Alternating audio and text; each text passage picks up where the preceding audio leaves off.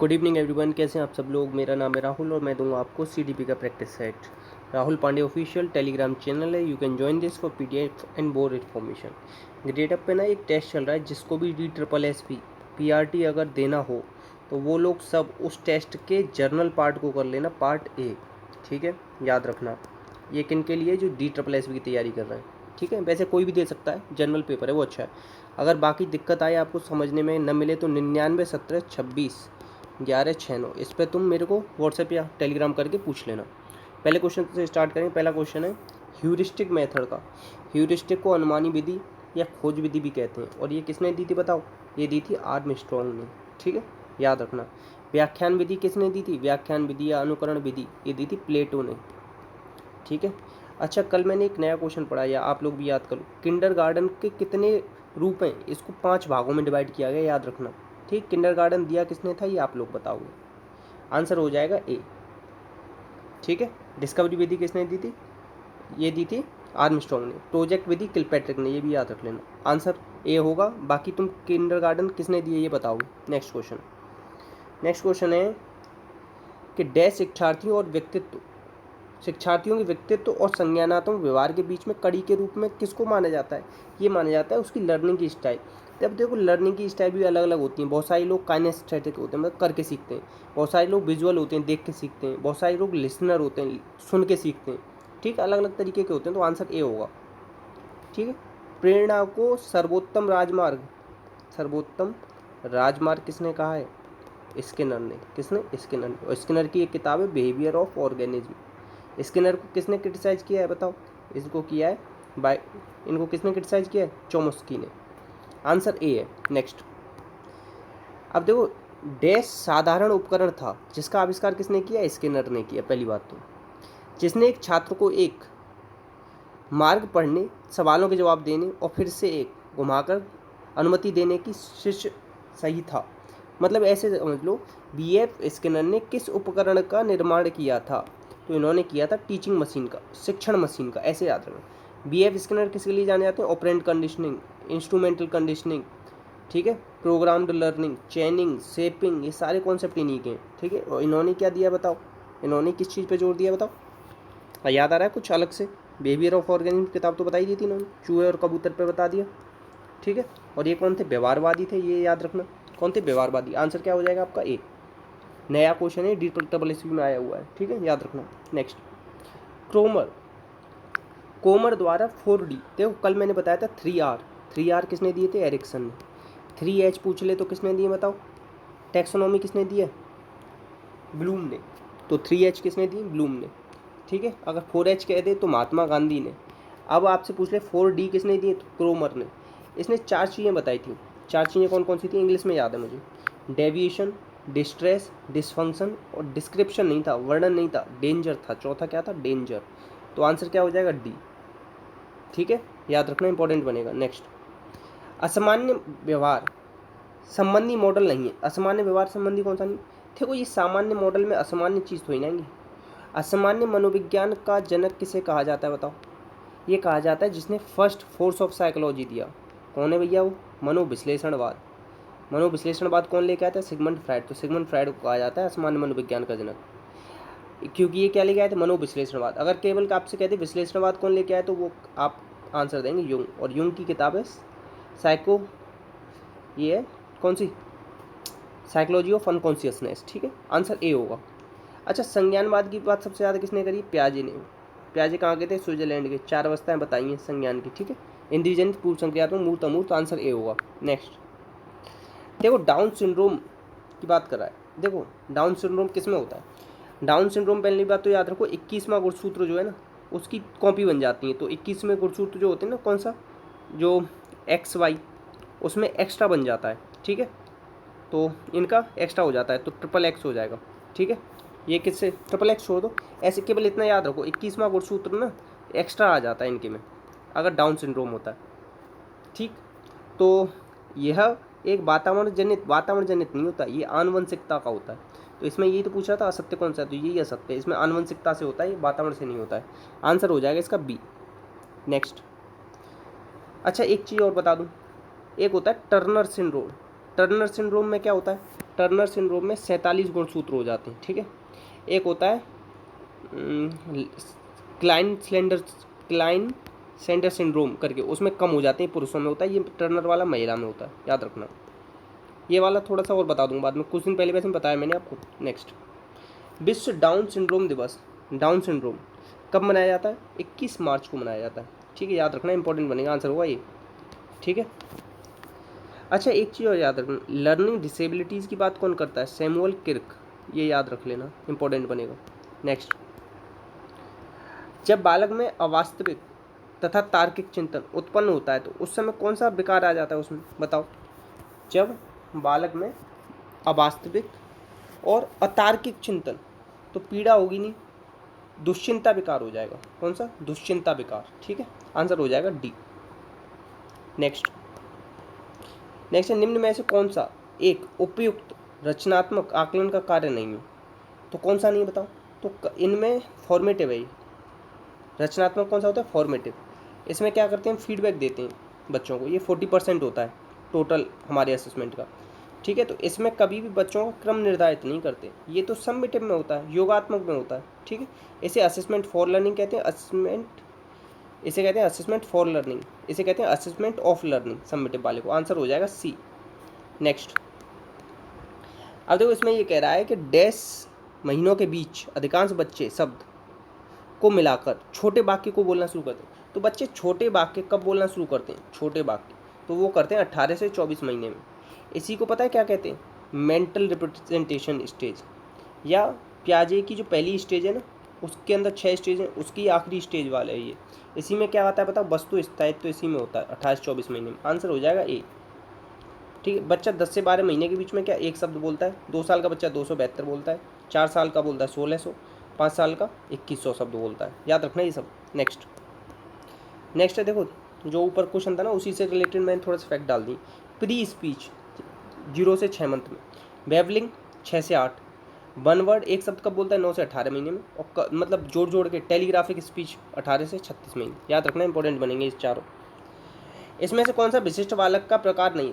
विशिष्ट बालक कितने प्रकार के होते हैं? 4 प्रकार के होते हैं, ये याद रखना, डायरेक्ट क्वेश्चन पूछा जाता है। कितने प्रकार के होते हैं? 4, ठीक है।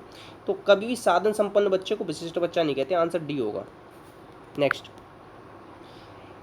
क्वेश्चन आपका कह रहा है कि खिलौने, पहनावे की वस्तुएं और रंगों की विशिष्ट लिंग ऐसे समझो। कहते हैं ना पिंक लड़कियों का रंग है, ऐसा कहते हैं। लड़कों को मतलब बंदूक दिलानी चाहिए, और लड़कियों को किचन सेट दिलाना चाहिए, ऐसा कहते हैं ना। तो ये सब क्या है? जेंडर रूढ़िवाद देता है, जेंडर स्टीरियोटाइप। आंसर होगा ए, ठीक है। नेक्स्ट, अच्छा एक चीज़ और याद रखना, जेंडर कॉग्निटिव थ्योरी, एक है gender schema theory. Schema theory तो एस एल्वेन ने दी है, जेंडर कॉग्निटिव थ्योरी कोहलबर्ग ने दी है। इन्होंने 3 स्टेज बताई हैं, gender levelling, gender stability, gender consistency, ठीक है, याद रखना ये भी अलग से। नेक्स्ट, इसमें से कौन सा प्रभावी शिक्षा प्रक्रिया है? कौन सी बताओ, कौन सी प्रभावी शिक्षा प्रक्रिया? तो कभी भी याद करना, बैठक, इन सब से क्या मतलब? छात्र शिक्षक का जो वार्तालाप है ना, एक दूसरे से बोलेंगे, समझेंगे, क्वेश्चन करेंगे, तो उससे अच्छा प्रभावी शिक्षा होगी। Answer D. नेक्स्ट, अब इसमें कह रहा है कि आरटीई अधिनियम 2009 में किस उम्र के बच्चों के लिए निःशुल्क अनिवार्य शिक्षा का प्रावधान है? तो ये 6 से 14 वर्ष के लिए। अगर ये पूछ लेता कि डिसेबल्ड बच्चों के लिए, ठीक है, तो उनके लिए कितने? 6 से 18 वर्ष हैं, याद रखना। आरटीई 2009 लागू कब हुआ था? 1 अप्रैल 2010 से, ठीक है। अब अपने अपने स्टेट्स में भी देख लेना, अलग अलग दिन, मतलब अलग अलग साल में लागू हुआ है। इंडिया 135वां कंट्री बना था इसे लागू करने वाला। सबसे पहले नॉर्वे में लागू हुआ था, ठीक है, इतना याद रखना। इसके अंदर 7 अध्याय और 38 धाराएं, ठीक है, ये भी याद रख लेना। आंसर होगा बी। नेक्स्ट, निम्न में से कौन सा छात्र को प्रेरित करने के लिए उपयुक्त विधि नहीं है? कौन सी नहीं बताओ। तो कभी शारीरिक दंड थोड़ी ना देते, दंड देना तो मना है। कहाँ मना है? आरटीई जो 2009 है ना, उसकी धारा 17 दे रखी है, उसमें मना कर रखा है। 24 में दे रखा है कि टीचर के कर्तव्य, 28 में उसे ट्यूशन पढ़ाने के लिए मना किया हुआ है, ये भी याद रख लेना, ठीक है। नेक्स्ट है 5वीं कक्षा का छात्र ठीक से बात नहीं कर सकता, उसके लिए कौन सी शिक्षा प्रणाली सबसे अच्छी है? तो ये है समावेशी शिक्षा, इंक्लूसिव एजुकेशन। कब आई थी? 2009 में, ठीक है। नेक्स्ट, जॉन डीवी द्वारा समर्थित लैब विद्यालय को किस नाम, जॉन डीवी को क्या कहते हैं, प्रोग्रेसिव एजुकेशन का ही तो फादर कहते हैं, प्रगतिशील विद्यालय, प्रगतिशील शिक्षा का, तो प्रोग्रेसिव स्कूल कर दो। जॉन डीवी की किताब है हाउ वी थिंक, याद रखना, democracy and education, education as life ये भी है, 5 प्रकार का चिंतन बताया है, प्रगतिशील विद्यालय तो बता ही दिया, आधुनिक समय में समस्या समाधान विधि के जनक हैं, ठीक है। तो आंसर क्या है इसका, बी, ठीक है। नेक्स्ट, बच्चों के लिए करके सीखना मतलब लर्निंग बाय डूइंग क्यों महत्वपूर्ण है, बताओ क्यों महत्वपूर्ण है। व्यस्त रहते हैं, गलत बात, क्योंकि बच्चे स्वयं करके सबसे बेहतर समझते हैं, या एक बच्चा स्वच्छंद बनता है ना, सबसे बेहतर सीखते हैं जब वो खुद करके सीखते हैं, आंसर हो जाएगा ए, ठीक है। लर्निंग बाय डूइंग किस पे आधारित है, निर्मितवाद पे, ठीक, या प्रोग्रेसिव एजुकेशन पे, ठीक है, आंसर हो जाएगा ए। नेक्स्ट, जॉन डीवी भी लर्निंग बाय डूइंग पे जोर देते हैं। शिक्षण की निरूपण विधि में प्रारंभिक चरण कौन सा है, तो हमेशा प्रारंभिक चरण क्या होगा, योजना या तैयारी करना, ठीक है, याद रखना, आंसर क्या हो जाएगा ए। नेक्स्ट, विज्ञान शिक्षण में विद्यार्थियों की अधिगम कठिनाइयों के निदान के उपरांत, निदान मतलब पहचान कर लिया आपने, तो अब उसके बाद क्या करोगे, उसके बाद उपचार ही तो करोगे, आंसर हो जाएगा डी, ठीक। सूक्ष्म शिक्षण, सूक्ष्म शिक्षण के बारे में इंडिया में किसने बताया, डी तिवारी। कितने मिनट की साइकिल होती है इसकी, 36 मिनट की, ठीक है, याद रखना। और सूक्ष्म शिक्षण सबसे पहले माइक्रो टीचिंग कहाँ हुई थी, स्टैनफोर्ड विश्वविद्यालय 1963, ये भी याद रखना, ठीक है।